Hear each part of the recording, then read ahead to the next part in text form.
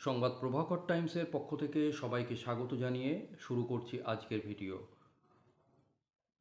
তার আগে জানিয়ে রাখি, যারা আমাদের এই ভিডিওগুলো দেখছেন কেমন লাগছে যদি আপনারা কমেন্ট বক্সে গিয়ে কমেন্ট করে জানান, খুব ভালো হয়।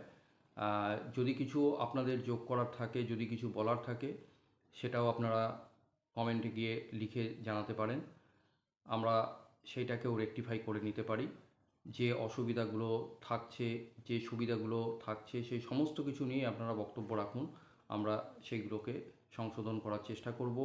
যদি কিছু ভুলভ্রান্তি হয়ে থাকে সেইগুলোও আমরা চেষ্টা করব সেইগুলোকে যাতে পরবর্তীকালে ভুলভ্রান্তি না হয়, সেই দিকে নজর আমাদের থাকবে। আজকের ভিডিওটি আবারও নিয়ে আসছি সেই দীঘার জগন্নাথ ধাম নিয়ে। ধাম এই কারণে বলছি, যেহেতু রাজ্য সরকার জগন্নাথ ধাম কথাটা লিখেছে, এবং জগন্নাথ ধাম বা জগন্নাথ মন্দির, এই বিতর্ক কিছুতেই থামছে না। বলে রাখি, ইতিমধ্যে এই জগন্নাথ মন্দিরের সঙ্গে, জগন্নাথ ধামের সঙ্গে, দীঘার জগন্নাথ ধামের সঙ্গে যে জড়িত থাকার অভিযোগে এবং উনি এই অনুষ্ঠানে অংশ নেওয়ার জন্য ইতিমধ্যেই পুরীর প্রবীণ পুরোহিত রামকৃষ্ণ দাস মহাপাত্র, মানে যাকে রাজেশ দ্বৈতপতি বলা হচ্ছে, তাকে পুরীর মন্দিরের অ্যাডমিনিস্ট্রেশনের পক্ষ থেকে তাকে 30 দিনের জন্য বরখাস্ত করা হয়েছে। এটা খুবই দুর্ভাগ্যজনক একটি ঘটনা।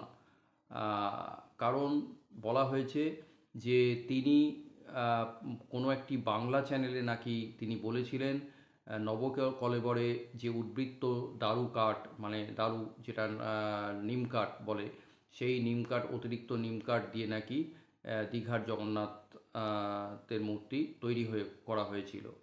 এবং পরবর্তীকালে তিনি যখন বিতর্ক ওঠে, যখন এইটা নিয়ে প্রশ্ন ওঠে, তখন তিনি তার এই বক্তব্য তিনি প্রত্যাহার করে নেন এবং বলেন যে না, এরকম কথা আমি কখনো বলিনি, এবং অতিরিক্ত নিম কাঠে এইটা হয়নি, এটা অন্য সম্পূর্ণ নতুন নিম কাঠেই এটা তৈরি করা হয়েছে।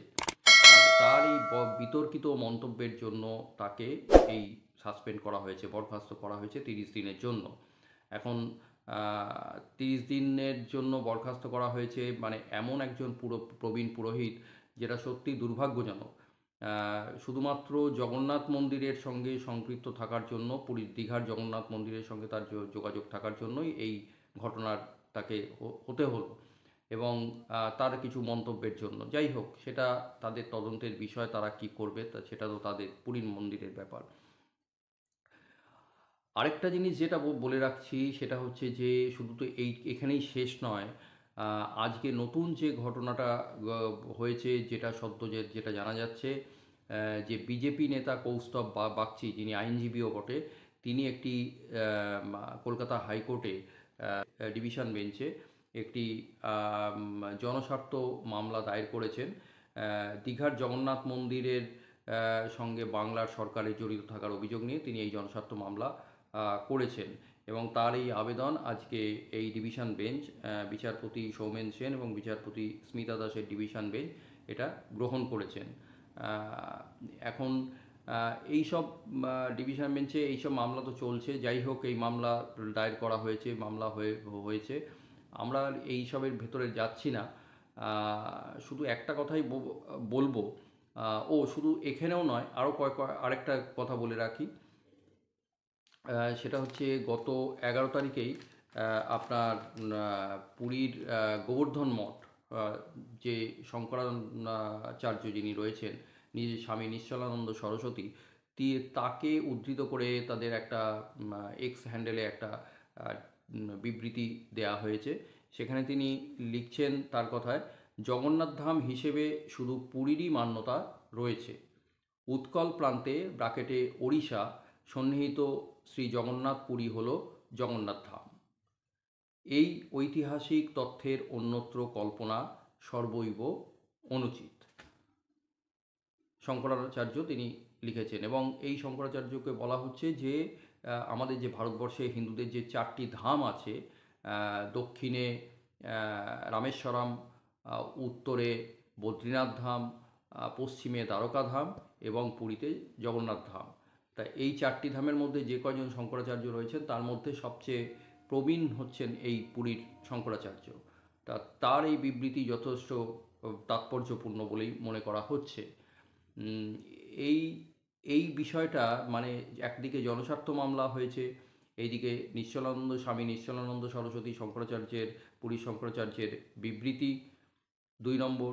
3 নম্বর হচ্ছে আপনার পুরীর প্রবীণ পুরোহিত রামকৃষ্ণ দাস মহাপাত্রকে 30 দিনের জন্য বরখাস্ত করা হয়েছে। মানে সব মিলিয়ে একটা মানে দীঘার জগন্নাথ মন্দিরকে ঘিরে রীতিমতো তোলপাড় হতে শুরু করে দিয়েছে।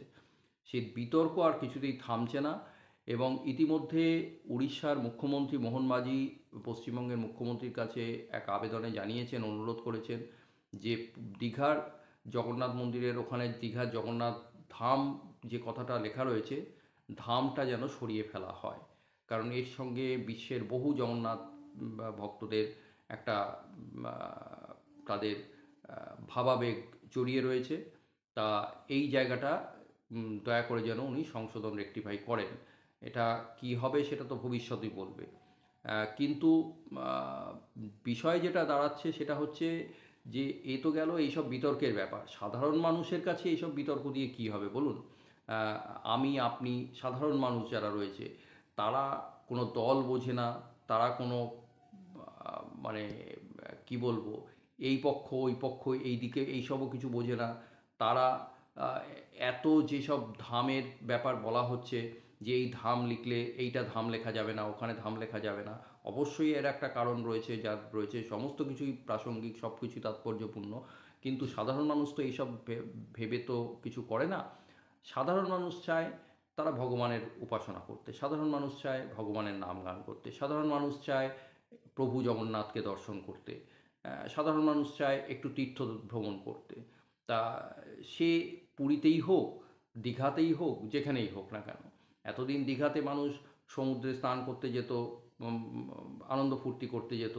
এখন সেখানে একটা জগন্নাথ মন্দির তৈরি করে দেওয়া হয়েছে, সেখানে সেই জগন্নাথ মন্দির পুরীতে মানুষ যাচ্ছে সেখানে পুজো দিতে, সেখানে প্রভু জগন্নাথকে দর্শন করতে।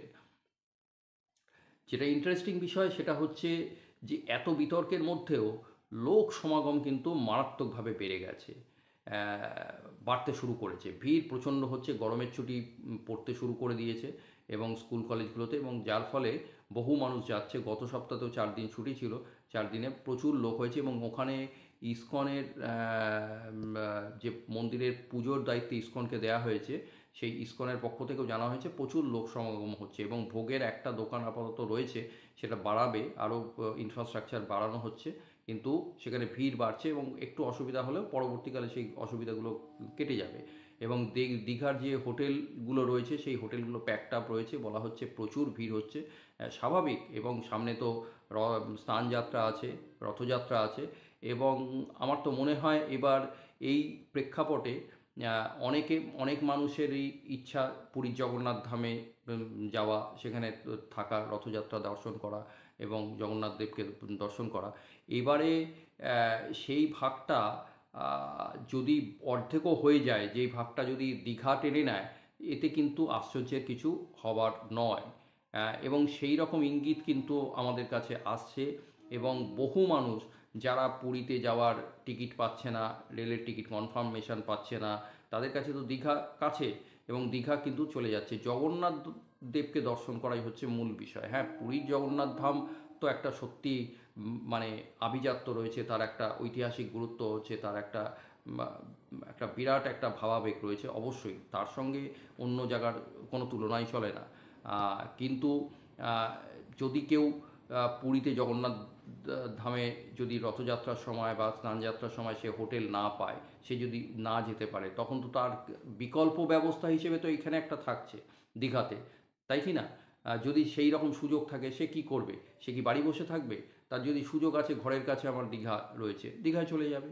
তা এই দীঘাতে কিন্তু রাশটা বাড়ছে এবং পুরীতেও এটা পুরীর ওখানকার লোকজন, তারাও, সরকারও তারাও ভাবতে শুরু করে দিয়েছে বিষয়টা নিয়ে, খুব সিরিয়াসলি তারা ভাবছে এবং যার জন্য এত বিবৃতি। এবং শুধু এখানেই নয়, তারা কতগুলো জিনিস দেখুন, সেখানকার প্রধান পুরোহিতকে পর্যন্ত বরখাস্ত করে দিল, এতটা করা তার বিতর্কিত মন্তব্যের জন্য। এবং ধাম নিয়ে ওখানকার মুখ্যমন্ত্রী এখানকার মুখ্যমন্ত্রীর কাছে অনুরোধ জানাচ্ছে। আবার ইতিমধ্যে আমাদের পশ্চিমবঙ্গে বিজেপির আইনজীবী কৌস্তব বাগচি আবার একটা জনস্বার্থ মামলা দায়ের করে দিল। আচ্ছা, ইতিমধ্যে ওখানকার গজপতি মহারাজ, পুরীর যিনি গজপতি মহারাজ, তিনি আবার ইসকনকে আবার একটা চিঠি লিখেছেন যে আপনারা এটাকে প্লিজ এই ধাম কথাটা ওখান থেকে উইথড্র করার ব্যবস্থা করুন, এই জায়গাটা একটু দেখুন আপনারা। তা ইসকনের পক্ষ থেকে খুব সুন্দরভাবেই চিঠির জবাব দিয়েছেন। ইসকনের দায়িত্বে থাকা যিনি রয়েছেন তিনি খুব সুন্দরভাবে উত্তর দিয়েছেন। তিনি বলেছেন যে আপনাকে সম্মান জানিয়ে আমরা বলছি, ইসকনকে রাজ্য সরকার এই মন্দিরের পুজোর আচার বিচার দেখার দায়িত্ব দিয়েছে, মন্দিরের ভিতরের কাজকর্ম নিয়ে দেখার দায়িত্ব দিয়েছে, কোনো অ্যাডমিনিস্ট্রেটিভ দায়িত্ব কিন্তু ইসকন পায়নি। আর ধাম কথাটা যে জগন্নাথ ধাম, দীঘা জগন্নাথ ধাম কথাটা, এটা কিন্তু এখানে যে ট্রাস্টি বোর্ড তৈরি করা হয়েছে, 27 জনের একটি ট্রাস্টি বোর্ড তৈরি করেছে। সেই ট্রাস্টি বোর্ডের গঠনের আগেই কিন্তু দীঘার জগন্নাথ ধাম লেখা হয়ে গেছে, সেই সিদ্ধান্ত হয়েছে। তা সেই সিদ্ধান্তের মধ্যে আমরা কিন্তু নেই, আমাদের কোনো মানে ইসকন বলছে তাদের কোনো অংশগ্রহণ নেই, তারা এই ব্যাপারটা জানে না, এই বিষয়টা তাদের কোনো হস্তক্ষেপ নেই। আর ইসকনের মাত্র একজন সদস্যকে এই ট্রাস্টি বোর্ডের সদস্য করা হয়েছে, অর্থাৎ 27 জনের মধ্যে মাত্র একজন ইসকনের রয়েছে, বাকি কিন্তু অন্যান্য। উনি বলছেন এখানে অন্যান্য সম্প্রদায়েরও অনেককে ট্রাস্টি বোর্ডের সদস্য করা হয়েছে, এবং রাজ্য সরকারও বেশ কিছু কর্মকর্তাদের তাদেরও এর মধ্যে রাখা হয়েছে। আরও একটা ইন্টারেস্টিং বিষয়, এই ট্রাস্টি বোর্ডে পুরীর জগন্নাথ মন্দিরের প্রবীণ পুরোহিত এই রামকৃষ্ণ দাস মহাপাত্রকেও সদস্য করা হয়েছে। তা এই মানে এমনই অবস্থা যে যিনি এই সাসপেন্ড হয়েছেন, মানে এই ওনাকে নিয়ে বিতর্কের শেষ নেই। তার মধ্যে তিনিও যে এই ট্রাস্টি বোর্ডের সদস্য সেটাও কিন্তু ইসকনের চিঠিতে উল্লেখ করা হয়েছে যে ইনিও রয়েছেন ট্রাস্টি বোর্ডের অংশ।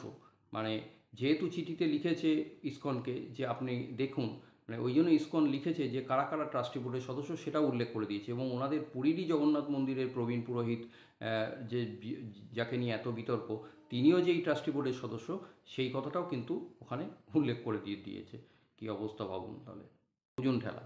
এবার যার ফলে এই ধাক্কা পুরীর জগন্নাথ মন্দির প্রশাসন নিতে পারছে না, এবং সব মিলিয়ে এমন অবস্থা হয়েছে উনি এখন মানে বলতে পারে সবার কোপে পড়ে গেছেন, এবং যার ফলে 30 দিনের জন্য ওনাকে বরখাস্ত করা হয়েছে। এই পরিস্থিতিতে এখন চলছে, এখন বোঝা যাচ্ছে না কি দাঁড়াবে, মানে সব দিক থেকে তো এই পরিস্থিতি। আর এই যে পরিস্থিতি দাঁড়িয়েছে এখন, এর মধ্যে কিন্তু লোক সমাগমও বাড়ছে, দীঘাতে প্রচণ্ড পরিমাণে লোক সমাগম হচ্ছে। আগামী 12ই জুন জগন্নাথ দেবের স্নানযাত্রা, ইতিমধ্যে দীঘার হোটেল একেবারে পরিপূর্ণ, বহু হোটেলে জায়গা দিতে পারছে না, প্রচুর হোটেল মানুষ যাচ্ছে, যারা পুরীতে জায়গা পাচ্ছে না, পুরীতে যেতে পারছে না, তারা দীঘামুখী হচ্ছে। এবং তার মধ্যে এর সত্যতা আমরা বিচার করিনি, এবং পুরীর উড়িষ্যা সরকার, যে আমাদের রাজ্যের মুখ্যমন্ত্রী যেটা বলেছিলেন সেই কথাটাকে তার প্রকৃত উত্তর আমরা পাইনি ওখান থেকে, উড়িষ্যা সরকারের থেকে। কিন্তু ওখান থেকে একটা অংশ থেকে বলা হচ্ছে না বাঙালিদের উপরে কোনো রকম অত্যাচার করা হচ্ছে না, কিন্তু আমাদের কাছে বহু সূত্র থেকে খবর পাচ্ছি, আমরা জানি না, এবং এখনও পর্যন্ত সেই রকম প্রমাণ আমাদের হাতে যদি এসে থাকে তাহলে সেইটাও আমরা ভিডিওর মারফত আপনাদের কাছে তুলে ধরার চেষ্টা করব। যে বাঙালিদের ওখানে যে মুখ্যমন্ত্রী অভিযোগ করেছিলেন, আমাদের মাননীয় মুখ্যমন্ত্রী মমতা বন্দ্যোপাধ্যায় কিছুদিন আগে, যে বাঙালিদের ওখানে পেটানো হচ্ছে, বাঙালি হলেই তাকে পেটানো হচ্ছে, এটা কিন্তু ঠিক নয়। এবং উনি আমাদের চিফ সেক্রেটারি এবং ডিজিকে, ওনাদের উড়িষ্যা সরকারের ডিজির সঙ্গে কথা বলতে বলেছিলেন যে এটা তো ঠিক না, আমাদের ওখানে যারা কাজ করে, যারা কাজকর্ম করে ওখানে থাকে, তাদের উপরে যদি বাঙালি বলে তাদের উপরে যদি অত্যাচার করে, এটা একটা অদ্ভুত ব্যাপার না, তারা কী করে করবে? তো এটা তো হতে পারে না। একটা রাজ্য সরকারের সঙ্গে একটা রাজ্য সরকারের কথা চলছে, এটা সমস্যাটা সমাধানও হয়ে যেতে পারে, আবার এটা যেয়েও থাকতে পারে। সেটা তো সময় বলে দেবে। কিন্তু তার জন্য একটা পার্টিকুলার কাউকে তার উপরে টর্চার করা এটা তো ঠিক নয়। এখন দেখতে হবে যে কী পরিস্থিতি দাঁড়াচ্ছে। তা যাই হোক, আমাদের একটা জিনিসই বুঝতে হবে যে প্রভু জগন্নাথ তিনি পুরীতেই থাকুন আর দীঘাতেই থাকুন, আবারও বলছি, পুরীতেই থাকুন বা দীঘাতেই থাকুন, জগন্নাথ দেব আমাদের ভেতরে রয়েছেন, মনের ভেতরে। আমরা জগন্নাথ দেবকে প্রণাম করব, যেখানে দেখব সেখানেই প্রণাম করব। আর জগন্নাথ ধাম নিয়ে যে বিতর্ক তৈরি হয়েছে, সেই বিতর্ক আশা করি আস্তে আস্তে সীমিত হয়ে যাবে, এর সমাধান হবে। প্রভু জগন্নাথ দেবী পথ দেখাবে, প্রভু জগন্নাথ দেবী আমাদের সদ্গতি করবেন। জয় জগন্নাথ। ভালো থাকুন, সুস্থ থাকুন, দেখতে থাকুন আমাদের সংবাদ প্রভাকর টাইমস।